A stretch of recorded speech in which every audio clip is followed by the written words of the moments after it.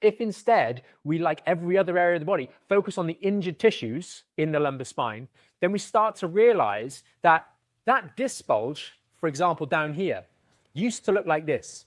And then through repetitive strain, we started to get the nucleus, which is the bit in the middle here, to break through those back layers. And that process of tissue damage results in inflammation. And maybe it progresses on to this particular point here where it's going all the way out the back, but that creates inflammation. That is tissue damage. That is then going to fill this space, and that's going to irritate this nerve. And where's this nerve? It's right down here at the bottom. Oh, that's one of the roots of the sciatic nerve. And then we get our symptoms down the leg. And one of the symptoms that we might notice, either directly or in a kind of a second order manner, is that those nerves also control your hamstrings. So is it unreasonable to suggest that your hamstrings might be tight?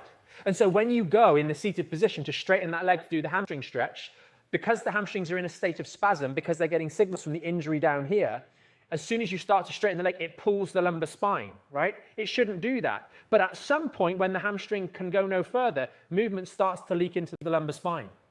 And that is where we then compress down on the front part of these vertebrae. We drive through the front here, and then sends strain through the posterior parts of the fiber, aggravating and irritating the underlying problem. That is why, we find such conflicting advice. A lot of the stuff on Instagram, a lot of the stuff on social media is geared up because it requires a conversation, right? To explain all of these things. Whereas if I just say, do this funny little stretch and in 13 and a half seconds, you're going to all of a sudden have sciatica relief. That sounds fun. That sounds like a very good reward for time invested, right? That fixes all my problems in 13 seconds. Wow, that's magic. It's like, no, you've got an injury. It's not going to be fixed in 13 minutes or even 13 days because tissue healing takes time. Those of you guys that joined me earlier this week, my little finger's healing, but it's not healed.